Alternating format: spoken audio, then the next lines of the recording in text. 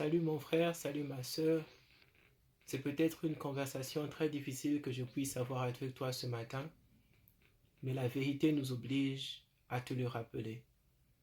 Tu étais un jeune garçon, une jeune fille qui prospérait dans ta famille.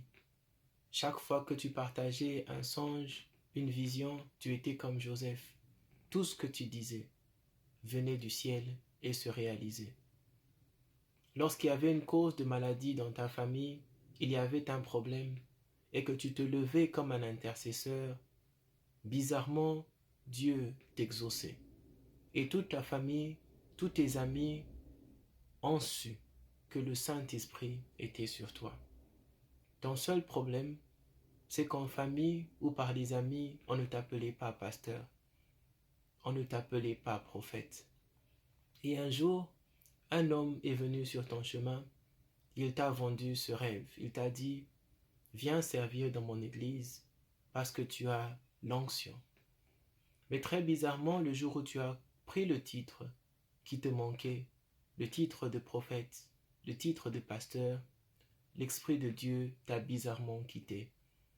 Ça fait des mois que tu es dans l'église, tu n'as plus de vision, tu n'as plus de songe, tu pries pour des causes qui ne changent pas, tu es frustré, tu es obligé de mentir pour survivre ta position dans l'église, parce que la pression du prophète pèse sur toi. Je viens te rappeler encore aujourd'hui que la paix de Dieu pèse sur toi, tu te retrouves juste au mauvais endroit. Il faut être sensible au Saint-Esprit, comme Joseph, comme Daniel, qui savait que cette nourriture, je ne la mangerai pas. Lorsqu'on a sélectionné Daniel, on savait qu'il avait une étoile. Lorsque tu es approché, ton étoile est là, mais ton étoile doit briller dans ta famille. Il y a des choses que Dieu veut résoudre dans ta famille.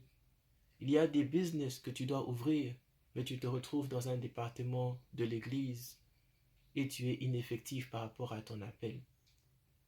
L'église n'est pas une ambition. L'église, c'est un appel. Et lorsque Dieu t'appelle, il nous appelle différemment. Certains d'entre nous sont appelés à œuvrer dans leur famille, œuvrer dans des écoles, œuvrer dans des hôpitaux, et pour des autres, à gérer des communautés. Ne te perds pas dans ton appel, sinon tu perdras toute une nation et tu perdras l'onction.